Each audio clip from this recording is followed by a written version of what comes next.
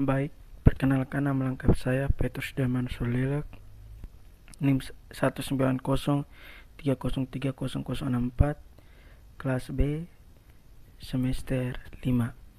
Di sini saya akan mempresentasikan sedikit mengenai pasar dan perilaku konsumen dalam perspektif sosiologi ekonomi.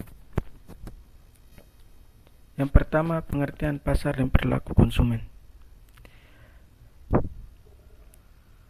Perilaku konsumen adalah perilaku yang ditunjukkan konsumen dalam memilih dan memutuskan beberapa alternatif produk, barang atau jasa untuk selanjutnya dibeli dan dimiliki. Perilaku konsumen meliputi keputusan konsumen mengenai apa yang dibeli, jadi membeli atau tidak, kapan membeli, di mana membeli, dan bagaimana cara membeli dan cara mendapatkan barang dan cara membayarnya, atau dalam kurung cash atau kredit. Pengertian pasar. Pasar merupakan salah satu beberapa sistem institusi, prosedur, hubungan sosial, dan infrastruktur tempat usaha menjual barang dan jasa, tenaga kerja untuk orang-orang dengan imbalan uang. Barang dan jasa dijual menggunakan alat pembayaran yang sah seperti uang fiat. Jadi faktor-faktor yang mempengaruhi perilaku pembeli konsumen. Perilaku konsumen dipengaruhi oleh beberapa faktor yang dapat diuraikan sebagai berikut. Yang pertama, faktor budaya. Budaya adalah penentu yang mendasari dari keinginan dan perilaku seseorang.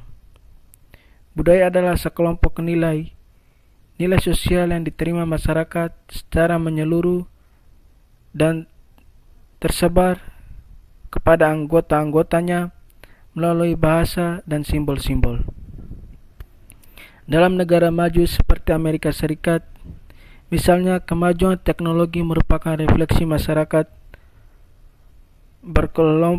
berteknologi sehingga hampir setiap orang memerlukan komputer sebagai citra budaya. Di lingkungan masyarakat lain, misalnya kelompok masyarakat terpencil Afrika Tengah, komputer tidak mempunyai arti. Komputer mungkin dipandang sebagai suatu benda aneh yang tidak diminati.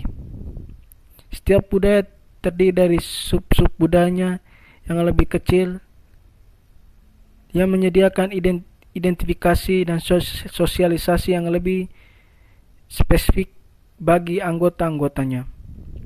Subbudaya meliputi kebangsaan, agama, ras, dan daerah geografis serta kelas sosial. Faktor sosial perilaku konsumen juga dipengaruhi oleh beberapa faktor sosial seperti kelompok referensi, keluarga, peran, dan status sosial. Yang pertama, kelompok referensi adalah kelompok yang secara langsung maupun tidak langsung mempengaruhi sikap dan perilaku seseorang. Kelompok referensi terdiri dari semua kelompok yang mempunyai pengaruh langsung ataupun tidak langsung terhadap sikap ataupun perilaku manusia. Kelompok yang mempunyai pengaruh langsung disebut kelompok keanggotaan. Yang kedua, keluarga. Anggota keluarga juga dapat memberikan pengaruh yang kuat terhadap perilaku pembeli. Ada dua macam keluarga dalam kehidupan pembeli, yaitu keluarga sebagai kehidupan orientasi yang terdiri dari orang tua, dan keluarga sebagai sumber keturunan, yaitu pasangan suami istri dan anak-anaknya. Yang ketiga, peran dan status. Sepanjang kehidupan, orang berpartisipasi ke dalam beberapa kelompok, yaitu keluarga, klub, dan organisasi. Kedudukan seseorang dalam setiap kelompok dapat ditentukan berdasarkan peran dan status. Yang kedua, faktor pribadi. Keputusan konsumen untuk membeli suatu produk di samping dipengaruhi oleh beberapa faktor tersebut di atas. Juga dipengaruhi oleh ciri dan sifat pribadi seperti pekerjaan, kondisi ekonomi, gaya hidup dan kepribadian, serta konsep diri. Jadi yang pertama tentang pekerjaan. Seorang berpengaruh pada kebutuhan terhadap barang dan jasa. Pekerjaan kasar cenderung membeli lebih banyak produk pakaian kerja, sedangkan karyawan berdasi cenderung lebih banyak belanja pakaian setelan dan dasi. Perusahaan berupaya untuk mengidentifikasi kelompok pekerja yang berselera tinggi terhadap produk dan jasa yang mereka tawarkan. Yang kedua, gaya hidup. Pola kehidupan yang diungkapkan dengan aktivitas, minat, dan opini merupakan gaya hidup seseorang. Gaya hidup dipengaruhi lebih kuat terhadap kebutuhan dan sikap dalam membeli suatu produk daripada tingkat sosial dan kepribadian. Oleh karena itu, gaya hidup merupakan penentu utama dalam proses konsumsi. Gaya hidup sering dimanfaatkan oleh produsen berkenan dengan di bidang kehidupan konsumen tertentu seperti rekreasi. Next. Yang ketiga, faktor psikologi. Ketika seseorang membeli suatu produk, di dalam dia melakukan pemilihan, ia dipengaruhi oleh faktor-faktor psikologi yang meliputi motivasi, perspektif, pembelajaran, kepercayaan, serta sikap. Yang pertama, motivasi. Seseorang membeli suatu produk karena untuk memenuhi kebutuhan. Motivasi adalah alasan untuk berperilaku. Motif merupakan kerangka yang mencerminkan pengaruh dari dalam diri yang mendorong perilaku dan memberi arahan tertentu kepada respon yang timbul. Yang kedua, persepsi. Dua orang karyawan yang dapat diperintah yang sama dari atasan mereka. Pelaksanaan dapat berbeda. Hal ini disebabkan oleh persepsi mereka yang berbeda. Persepsi adalah proses pemilihan, penyusunan, dan penafsiran informasi untuk mendapatkan arti. Seseorang menerima informasi melalui salah satu organ panca indera. Masuknya informasi merupakan rasa yang diterima melalui salah satu organ panca indera. Ketika ia mendapat masukan informasi sebagaimana disebutkan dalam definisi, persepsi berupa proses yang terdiri dari 3 tahap. Meskipun seseorang dapat sejumlah informasi secara bersama, hanya beberapa yang mampu menerima informasi sekaligus. Yang ketiga, pembelajaran. Menunjukkan perubahan dalam perilaku seseorang individu yang bersumber pada pengalaman. Yang keempat, keyakinan merupakan suatu gagasan deskriptif yang dianut oleh seseorang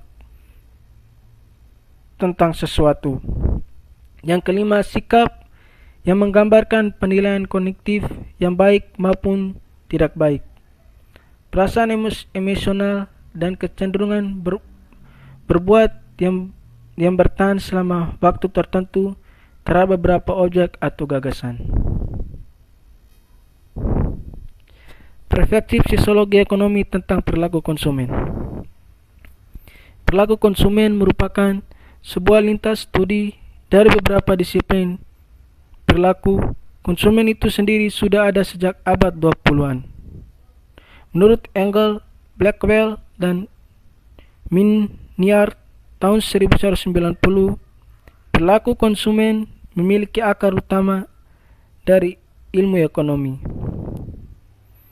Sedangkan dengan pendapat Engel, Blackwell, dan Minyard, menurut Skeifman dan Kanot, kebanyakan teori perilaku konsumen berasal dari teori ekonomi. Alasannya bahwa individu atau konsumen bertindak secara rasional untuk memaksimalkan keuntungan atau kepuasan mereka membeli barang atau jasa. Pandangan bahwa studi ilmu perilaku konsumen bagi diri ilmu ekonomi dan psikologi. Yang pertama, ekonomi. Membantu dan memberikan pemahaman tentang keterkaitan antara kebijakan harga dengan respon perilaku konsumen serta adanya perbedaan perilaku konsumsi akibat perbedaan tingkat ekonomi antara masyarakat. Yang kedua, psikologi. Membantu dalam memahami proses-proses psikologi yang sifatnya individual seperti kepribadian, motivasi, ekspresi, proses belajar, sikap, dan dinamika kelompok yang berpengaruh terhadap perilaku konsumen. Perspektif sosiologi tentang pasar. Jadi pasar adalah salah satu dari berbagai sistem, institusi, prosedur, hubungan sosial, dan infrastruktur di mana usaha menjual barang, jasa, dan tenaga kerja untuk orang-orang dengan imbalan uang. Transaksi ini terjadi atas dasar kesepakatan atas dua belah pihak, yaitu penjual dan pembeli. Di setiap wilayah, khususnya di Indonesia, kita dapat menjumpai pasar dengan mudah.